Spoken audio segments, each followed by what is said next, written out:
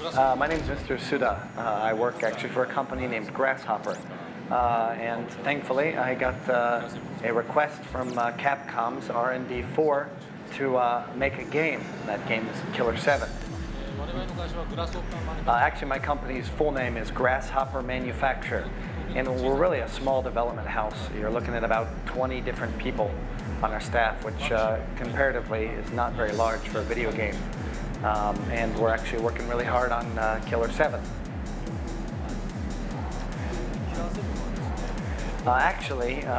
We know Capcom's very famous for action games and adventure games, but this game that we're making, this Killer7, is really kind of different from your typical action-adventure game. Grasshopper Manufacturer, the company I work for, we focus a lot on story, on games that are really full of story and have a really deep scenario, so to speak. And up until now, we've made games that probably only the Japanese public would really understand and appreciate.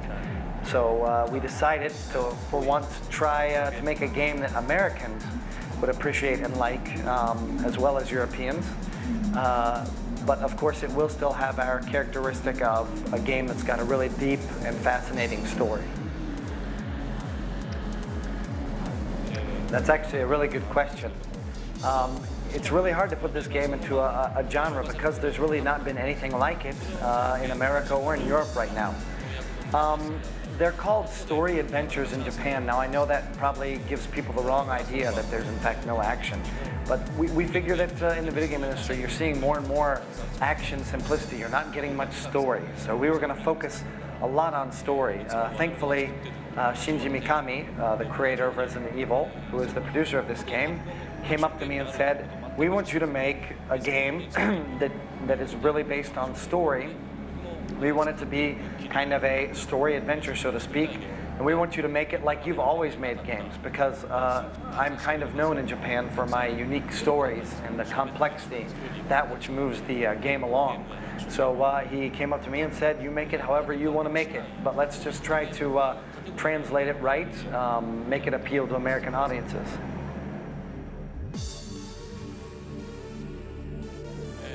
Actually, and this may seem hard to follow, but like I said, I like interesting stories.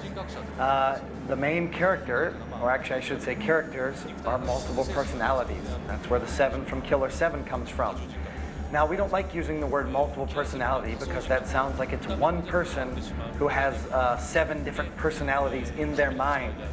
This person has a special ability where they are one person, but they can actually transform, change, even how the way they look when they turn into this other personality.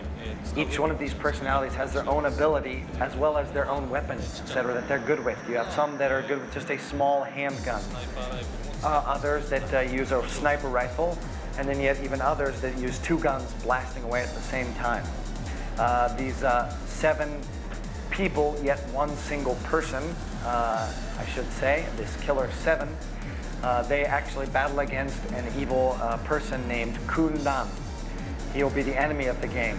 And this Kundan has the ability to make people follow him obediently, do almost whatever he wants to the point where they lose their free will. So far to the point that he is compared to a god almost in terms. So you, as the main hero who must stop this Kundan, who is referred to as a god, in a way, are a god killer, so to speak. Actually, this game is going to be broken down into chapters, so to speak. There's going to be 6 major chapters in the game.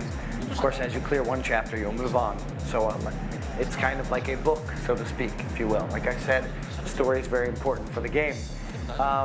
I can't give away too much information right now, but I will tell you that one of the chapters takes place inside an old Japanese hotel inside the city of Hakone. Hakone is actually a city in Shizuoka Prefecture in Japan. It's sort of like Miami, if you're going to compare it to a location in America.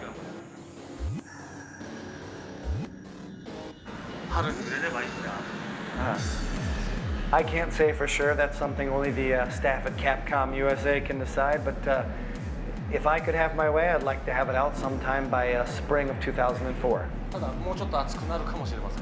But, however, However, I really am a perfectionist, and I have to get that story down, and I want to make it the best damn game that I can. So maybe the weather will be a little bit warmer out by the time the game makes its official release.